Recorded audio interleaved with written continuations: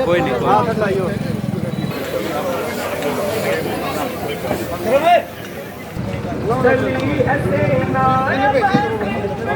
गांव के सम्मानित बुजुर्गों, घरों में जहाँ तक मेरी आवाज पहुँच पाती है, सुनने वाले मेरी माता और बहनों,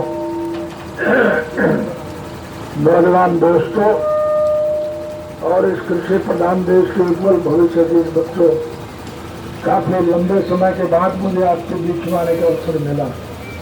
मैं तो गांव का आदमी हूँ, खेत से जुड़ा हुआ हूँ, हर एक के दुख सुख में, गमी खुशी में मिलना जुलना, हारना फिरना मेरी आदत। लेकिन 2005 में जब हमारी सरकार चली गई तो कांग्रेस पार्टी की सरकार ने एक साजिश और षड्यंत्र करके मुझे 10 साल के लिए जेल भिजवा दिया था।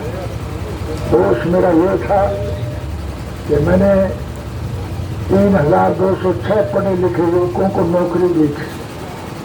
जिन बच्चों को हमने नौकरी दी उनकी तो तरक्की हो गई, लेकिन नौकरी दिलाने वाले को 10 साल की सजा हो गई।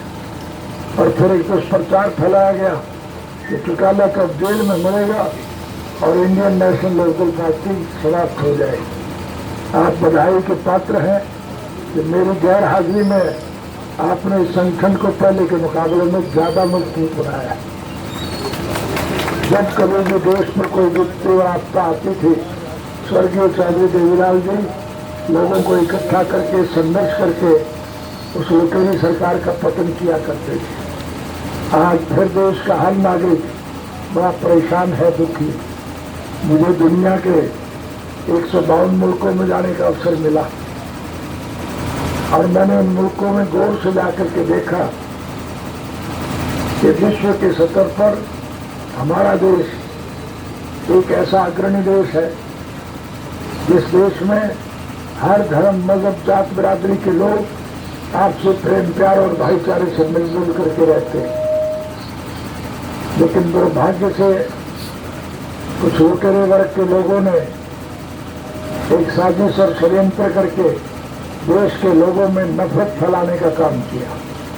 जाति पाति, धर्म और मजहब के नाम पर लोगों को बांटा और हमारी फूट का फायदा उठा करके उन मुट्ठीभर लुटेरों ने राज सत्ता पर कब्जा कर लिया। उन्हें देश से कोई सरोकार नहीं, जनता से कोई प्यार नहीं, तो वे पैसे से प्यार था और पैसा लूटने के लिए हर किस्म के हरबे इस्तेमाल किया करते थे। इस प्रकार के टैक्स लगाए जिससे योजनाबद्ध तरीके से देश का नुकसान हुआ। हमारा ये देश कृषि प्रधान देश, इस देश की अर्थव्यवस्था केवल खेती पर टिकी। किसान खुशहाल है तो देश वाला माल, और अगर किसान कंगाल है तो देश का बुरा हाल। और इस लुटेरी सरकार ने किसान को आर्थिक तौर पर बहुत कमजोर कर दिया।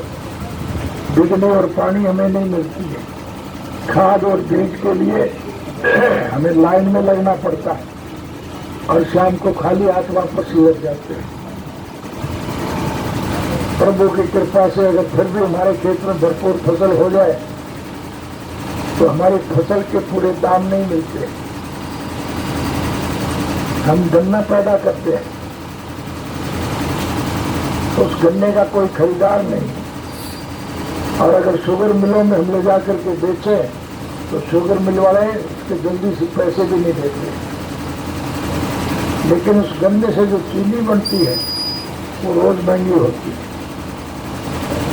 चना, मूंग, मोठ, मसर, अरहर हम पैदा करते हैं, उसका कोई खरीदार नहीं। लेकिन उसकी जो दाल बनती है तो महंगी बिकती है। सरसों, तारा मेरा, तोरिया, अलसी हम पैदा करते हैं तो मंडियों में बेकार जाती है, गिर रही है, कोई लुटेरा लूट नहीं रहा है, उसका हमें भाव नहीं मिलता है। लेकिन उससे जो तेल निकलता है वो महंगा बिकता है।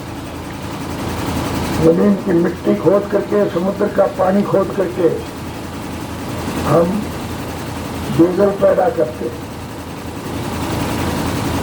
किसान के खेत में, ट्रैक्टर में डीजल डलता है, किराए में ट्रकों में डीजल डलता है, बसों में सफर करने वाले सवारियों को डीजल डलता है, उसके दाम रोज बढ़ते हैं, लेकिन हमें उसका कोई पैसा नहीं मिलता है। समुद्र में जो जहाज है और जो हवाई जहाज है उनमें ये तेल जलता है, उनको बंदा देते हैं क्योंकि उसमें अमीर लोग सफर करते हैं।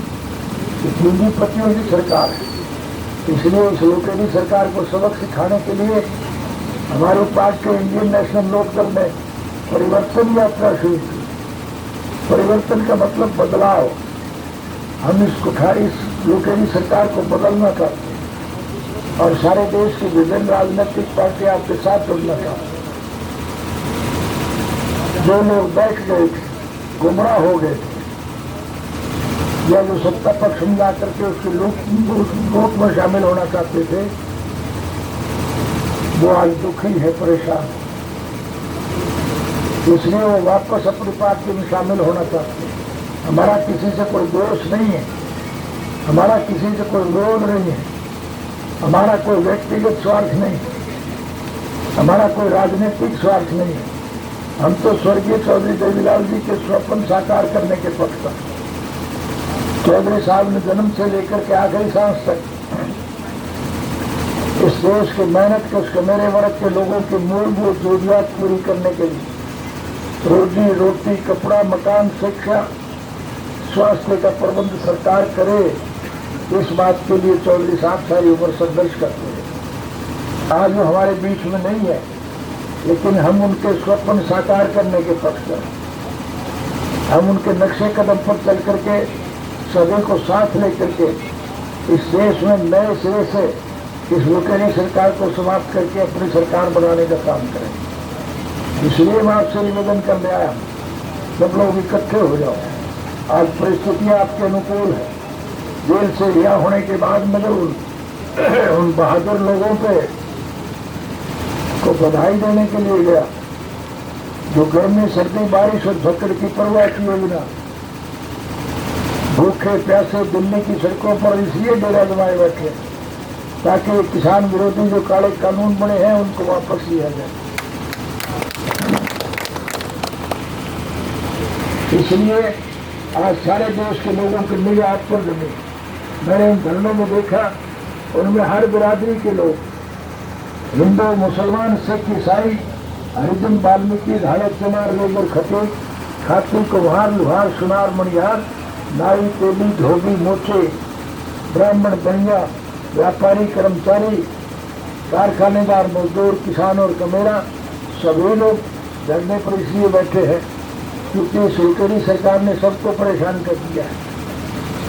किस प्रकार के ये टैक्स लगाते हैं जिससे सारे देश का पैसा मुट्ठी में पूंजीपतियों के पास चला जाता है और उसको वो लूट करके खाते हैं। फिर भी इनकी तसल्ली नहीं होती।